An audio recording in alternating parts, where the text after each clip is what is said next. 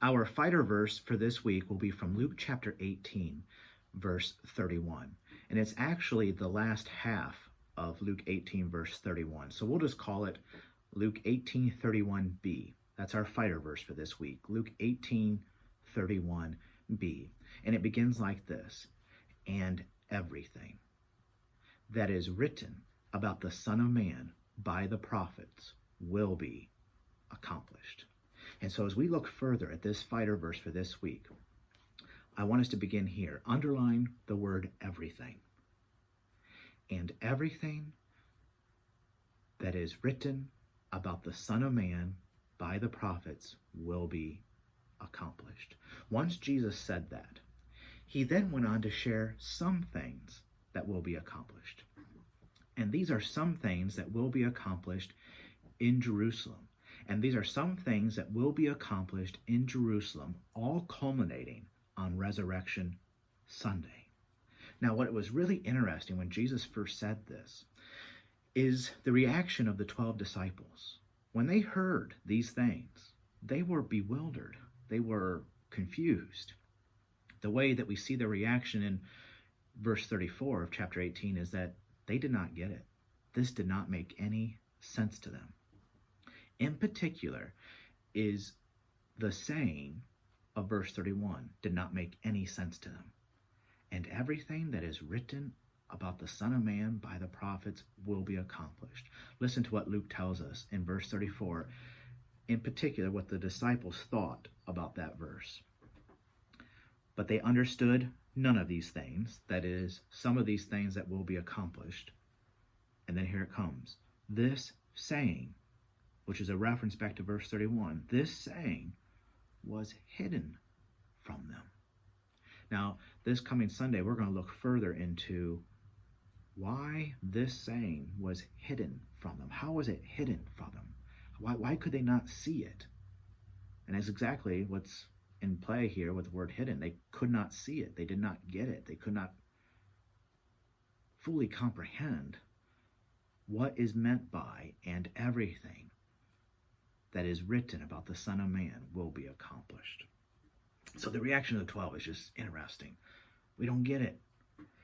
Last Sunday, though, we asked in general, what are we to do when we don't get it? Just in general. What are we to do when things do not make sense? How about this? What are we to do when life just does not make sense? The answer? We are to hold on to Luke 18:31b. And it's the words "Son of Man." Now, the word "Son of Man," a title or a name, however you want to call it, is a reference back to Daniel chapter 7, verses 13 and 14. And this is a title or name that Jesus has loved to use about himself, used over 60 times in the Gospels, all by Jesus, referring to himself, that he is the Son of Man. So more than once, Jesus tells us, "I am the Son of Man." And when you look back at Daniel 7, verses 13 and 14, what is Jesus saying when he calls himself the Son of Man? He is saying this: "I am the eternal, sovereign King." And so when you go back and you listen to some of the things that Jesus is preparing the disciples for that will be accomplished in Jerusalem, for instance, he will be delivered over to the Gentiles. Who will be? The Son of Man. So although he's going to be delivered over to the Gentiles, Jesus is the eternal, sovereign King. Jesus will be mocked in Jerusalem, but he's the eternal, sovereign King. Jesus will be shamefully treated, but he is the eternal, sovereign King. He will be spit upon, but he is the eternal, sovereign King.